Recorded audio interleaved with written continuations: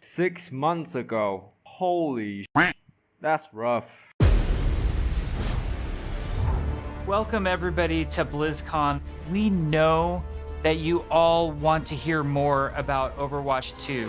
Not gonna lie, my expectation going to it was very low, like all the way down in Wonderland, so it's kinda hard to fail it. My general thought, I don't care, I just need some Overwatch content in my life. So it's been nearly a week since BlizzCon. I was going to release the video immediately right after that, but then I got lost, watching people react to the news. Stylosa, J3, Samido, Mushu, ML7, Flat, Emong, everybody. Watching other people overreact to my favorite stuff is kind of like my guilty pleasure. Anyway, enough talking, here's my thought. There are some things that we just can't do without a sequel. So thank you so much for your patience so far, and I hope you enjoy this behind the scenes look at Overwatch 2. So I think these maps are definitely for the new mode, the push mode.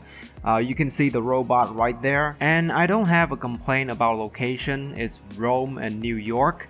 One is ancient theme, one is modern theme, and both are gorgeous. But gameplay is the number one thing to be worried about, right? Not how good a map looks, because we have Paris to thank for that. It's a gorgeous map, but gameplay wise, it's just so bad.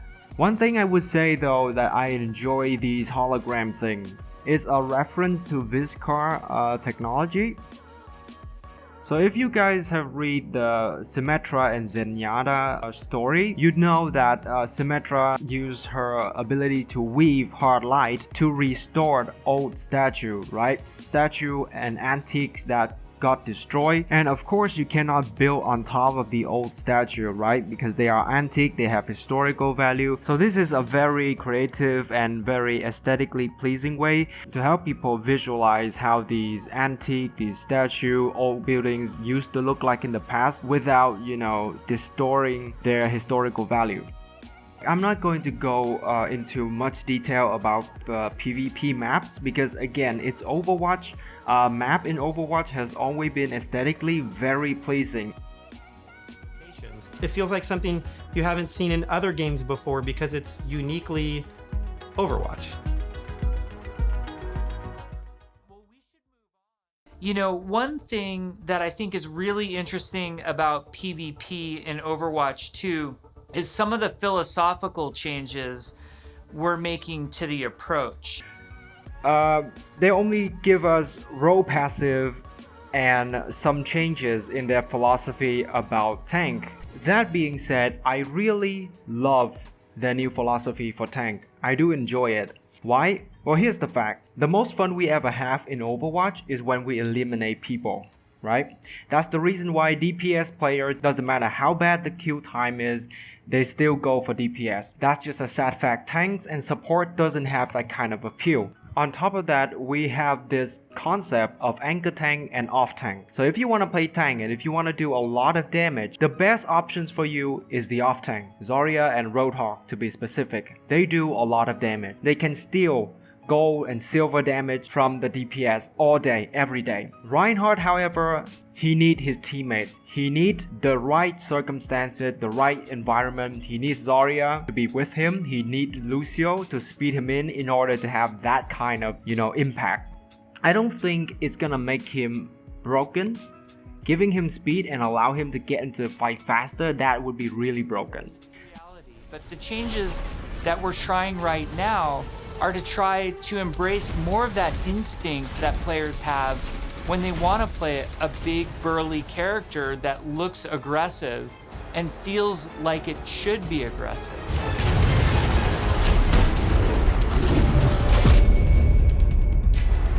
Shortly after BlizzCon, one of the bigger efforts we're undertaking for Overwatch 2 is what we're calling our Weapon 2.0 Sound Pass.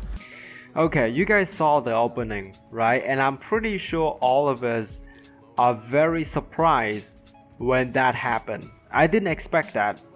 but it was a welcome surprise. Since the very beginning, Overwatch wasn't supposed to be a pure FPS game, right? It's not Counter-Strike, it's not Call of Duty, it's not Rainbow Six Siege, right? But it's still an FPS game. And I think that this upgrade to combat is a very welcome changes. I love this new upgrade. The word that they keep, throwing around is visceral. Right? It's definitely a world you probably won't expect, given how Overwatch is supposed to be a bright and optimistic future. But this tie in with what they're trying to do with the story later, when they talk about how dark and how serious they want it to become. The shooter genre has evolved a lot since Overwatch 1 came out. On top of that, I think we really want to push the visceral nature of how we do combat. I'm pretty sure I know exactly what he's talking about when he said that the FPS genre has evolved since Overwatch launch, and I know what game that they took this inspiration from. Jeff himself mentioned Apex Legends numerous times in past interviews. Specifically, I remember when they said about a ping system. In the IGN interview immediately after they released the behind the scene, guess what game that he mentioned again? It's Apex Legends. And if you guys worry about the camera shake is going to give you nausea, I don't think it will, because this is only a screen shake, I believe, not a camera shake. Camera shake throw you left and right and up and down in all kind of crazy direction. You guys got a sneak peek of Sojourn from last BlizzCon? Another DPS. Not really the end of the world, but honestly I would prefer seeing new tanks and support. This behind the scene is severely lacking on the new hero department, which is the #1 selling point and appeal of Overwatch. The hero are the heart and soul of the game. Even the Kanizaga Fox girl aren't here, which begs the question, why would they tease the hero so close to BlizzCon and then gave us nothing? We knew that Echo would be the last hero that got released for the game, but holy shit, a little teaser of new heroes would be nice. At this point, honestly, just to hear them talk about gameplay concept or art concept would be enough to make us player drooling from our mouth. She's all about that aim skill, so if you got that aim skill, you'll love her. We're still exploring new game modes, and we're also reevaluating older game modes that people are more critical of. We're of the mindset maybe 2CP doesn't exist in Overwatch 2, and maybe there's a new cool game mode that replaces it. We really want Overwatch 2 to feel like the next evolution, a true sequel to the first game, not an add-on. It's not a small part, it's not an extension of the original game. This is an evolution and a replacement to the original game, and I think it's exciting.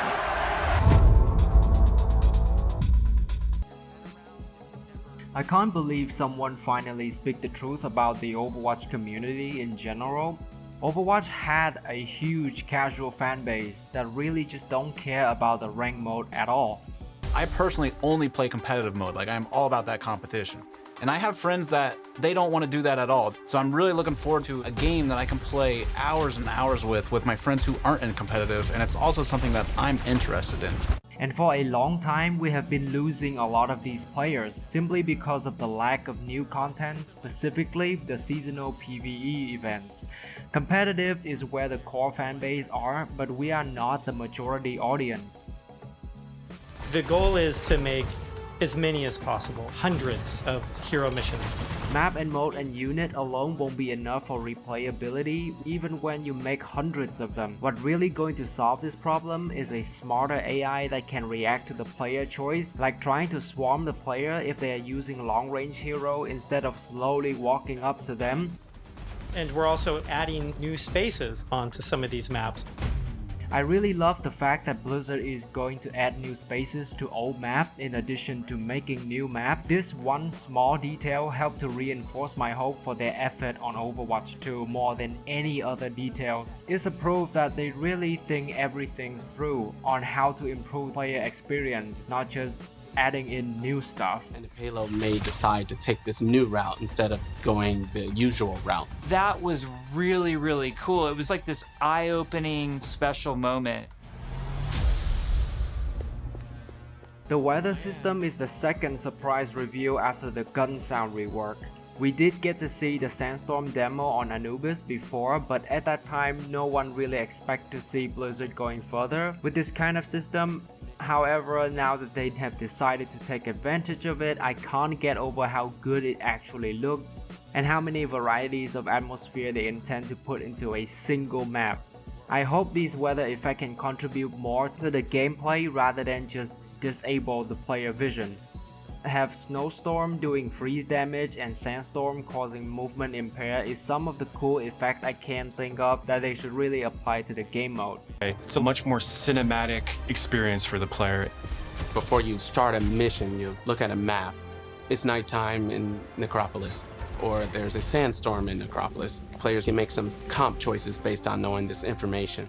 This one might just be a happy accident that they found out after trying the weather effect rather than a genius by design. I just cannot believe Blizzard would be able to perform that kind of 5 heads 900 IQ play. Let's talk about the objectives. Players are being asked to do different things from one hero mission to the next. Some of the objectives from the PvE that they are talking about does give the variety feeling. I hope that they make these a random generate thing rather than giving the player the choice.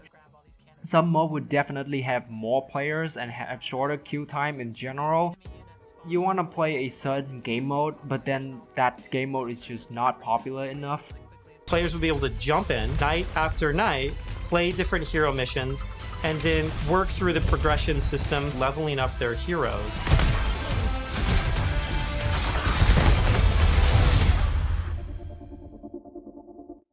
This is the most impressive thing that they have shown so far, because back in 2019, the original talent customization is laughable, and people criticize them for how their attempt looked like an expansion or a DLC rather than a sequel. Also, this shows us the potential for the finished product to be really good. First look and second look doesn't mean that it will not change for the better later. A difficulty customization system is also great as well, like allowing the player to choose different advantage for the enemy unit in return for additional rewards, and a leaderboard for high score and complete time is a must-have. Designing these is super fun because it's like we get to break all the rules that we've sort of established for ourselves, and we get to really take the gloves off and do crazy things like Junkrat can dual wield grenade launchers, and we've had Mercy be able to area effect res their whole team at once at super long range through walls. It's been a ton of fun, kind of like mad scientists making all this stuff. Maybe you're doing freeze damage or electrical damage. So these mutate abilities and skill trees remind me a lot of Borderlands, which is a good thing. I think these mutate should only be available depending on which hero you are currently have in your team, instead of an option baked into your hero skill tree, so that we can take the team comp building a bit further. Like the freeze element Fire Strike can only be unlocked if you have Mei on your team. Similar to that, if you have a Junkrat on your team, then you can add the explosive element to your Fire Strike. Or if you have Ana, then your Fire Strike can cause nearby enemy to fall asleep, etc, etc.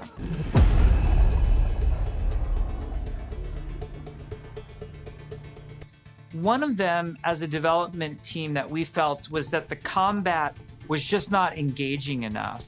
So the fact that our combat wasn't highly engaging to us as players meant that we had a problem with the enemy units, and that they just weren't feeling interesting enough. So if there's one thing that I can't complain about this review is the Snow Sector unit. I agree with Jeff on the fact that No Sector feel really bland. The design for 2019 units are just too generic. Compare them to all of the Omnic heroes that we have in game and in lore. They have no personality. This might be a design by choice because these are killing machines. They don't have thoughts of their own, they don't have wishes of their own, and they do whatever they are programmed to do. But still, everyone's first impressions of Overwatch 2 PvE is like, oh wow, fighting mindless robots. So original, very fun. And of course it got compared to Team Fortress 2 MVM again. There's things like the Polar.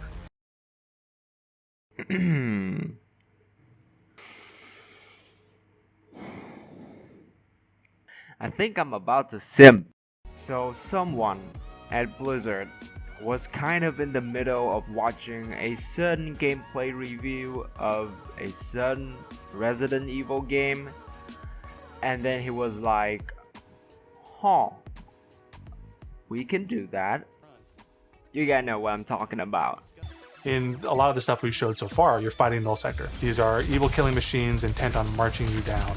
The way you're going to stop them is by shooting them. And we want to make sure that feels responsive and visceral. Really making sure that when they take a hit, it feels like their whole body has been punched, almost like hit by a truck.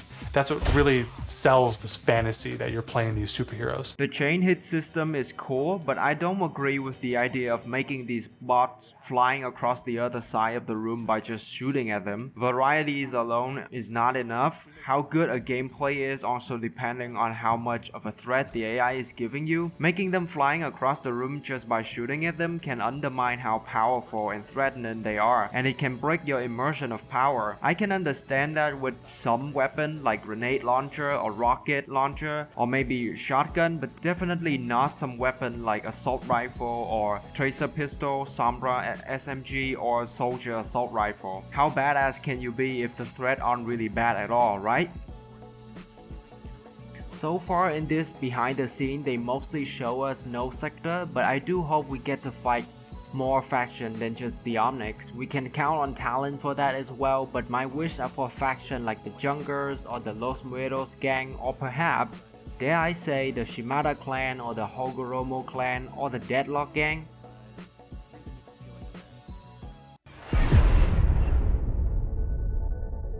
One of the things that we showed last year at BlizzCon was the new looks for our heroes. The theory kind of going in was like, you want to preserve the essence of your hero, but also kind of show that that heroes evolved and kind of changed and moved forward with clothing. What that really is using, very techie fabrics, as well as, having very intricate but functional straps. I don't have a lot to say about the new looks. My general feeling about the new look is that I prefer the old one more, and the new ones are fine, they're serviceable. I guess this is kind of standard practice for sequels. Take an example like Iron Man's, right? Iron Man has a lot of movies, and in them there are a lot of different armors. They don't look drastically different, but you can still tell that 1, they are Iron Man armor, 2, they have upgrades, they have new upgrades. Because you sort of have to preserve the signature look of Iron Man, you can't go too far.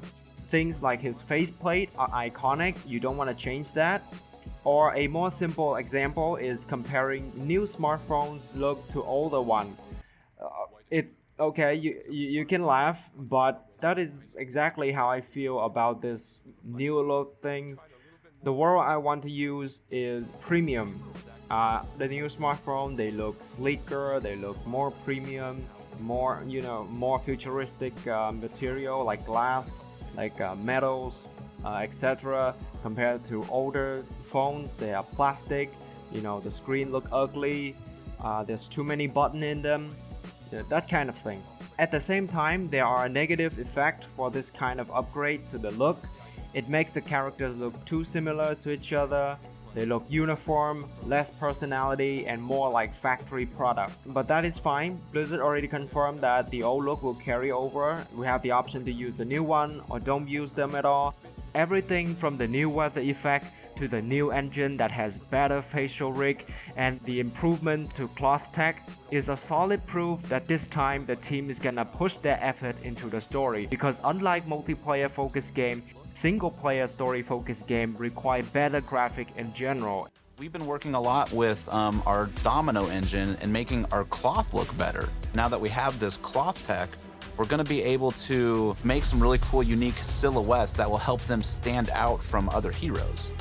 We put a lot of time and effort into our face rig, and what I mean by that is we're going to be able to get really close to these characters, and it's going to feel really cool. It is absolutely worth the time and the effort to invest in the technology, and that way we can make these characters do more things that we haven't really been able to do before. And they pretty much confirmed that in the section that talk about the story campaign in Toronto, where there's a big snowstorm coming in. Overwatch 2 is probably the largest opportunity we've had since the inception of the franchise to really expand what Overwatch even means to our players. I don't know how to explain my happiness and joy when I finish watching the story part. I wanna know if you guys feel the same as me. But I feel like this time, the team is serious with the story aspect of Overwatch. The story and franchise development group, they were really the torchbearers of what the big story is that we were going to tell for this game. When I heard that Michael Chu, the lead writer of Overwatch, has left the company, all hope I had for Blizzard to focus on Overwatch story is gone. But now, with the confirmation that the story and franchise development team is at the helm of the story campaign, the very team that brought us every single Overwatch animated short, I can't find a word that can describe how happy I am right now and how hopeful I am right now. The world of Overwatch is this bright, shiny future. So how do you take that bright, shiny future and create conflict in it? How dark can the world of Overwatch go? Yes, that is exactly what I want from Overwatch story. If you pay attention, right, all of Overwatch animated shorts in the past have always had a sad, moody, and heavy undertone. Every single one of them.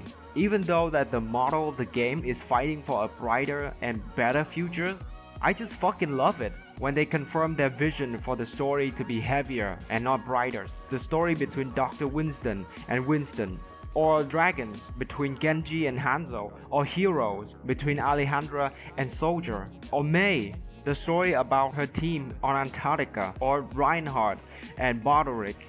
Every single one of them has been sad and moody. Of where we wanted this process to go. Ultimately, we come up with something that we think is right for the game. Because the scale of this story is so huge, it takes place over the whole world basically. It just requires a constant iteration. I'm ready to jump in to play the story campaign. The story is something that has been ridiculed and mocked by both people who play the game and people who don't play the game. But funny enough, is what majority of the player base has interest in. The casual side, that is. Let's be honest, I think the #1 appeal of the game and the main source that draw in new players has always been the characters and their story, not the gameplay. And for so long, Blizzard has been neglecting this aspect of the game. I can hear the passion in the team voice when they talk about how they craft Torbjorn workshop as if they were him. I'm gonna do another video on the story, what I wish to have, and also a bit of theory craft on what the campaign for Overwatch 2 will be like. And I used to sometimes think of what will happen when two certain heroes in Overwatch cross paths with each other. And I'm not talking about the simple interaction in multiplayers, right? I'm talking about an in-story, in-lore, canonically interaction between two heroes, and seeing Ryan and Bastions in that one moment, it light up the geek inside me again. Overall, the cutscene here does look better than the one we have for Archive Retribution. Retribution is pretty much the only example for how an Overwatch in-game cinematic cutscene might look like, and to me it still looked a little bit too cartoony, even for Overwatch art style. It actually requires us to have a whole new branching dialogue system. If you happen to have Genji and Mercy in the second mission of the game, you might get different dialogue that's about their relationship. I won't put my expectation too high for this one though. I think what they meant by that is to recall more interaction between the hero to better suit the player hero pick. I don't think it means we're gonna have an RPG type story branching with multiple ending. That is simply too much work, and Overwatch is still a PvP focused game even with all the story mode and co-op PvE. But still, a big applause for the team effort. I will not undermine a positive addition to the game quality. Thank you, Blizzard. We've been developing what we hope is one of the best stories ever. And, there's some key story moments that I'm really excited about, and I really can't wait to see how people react to it.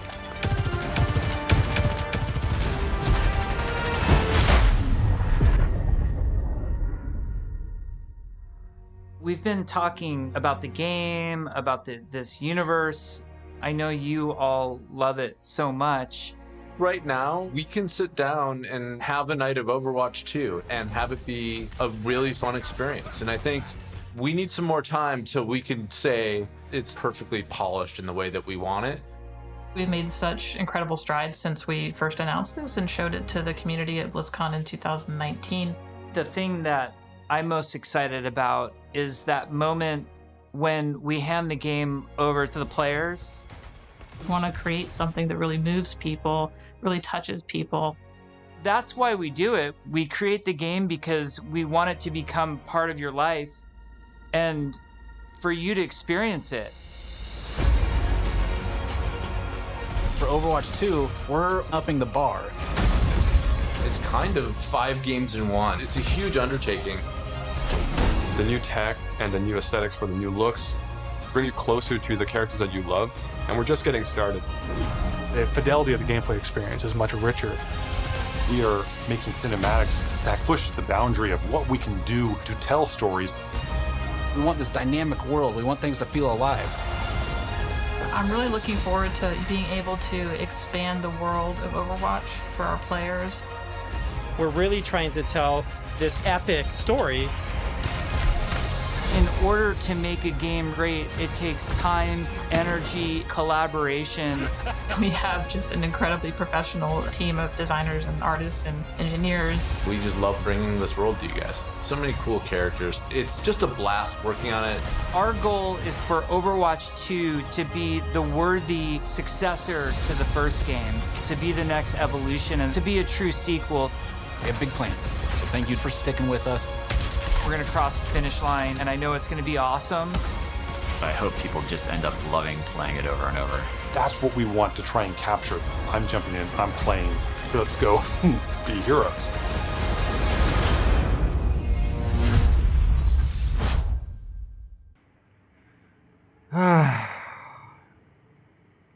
It's not gonna come out in 2022, isn't it?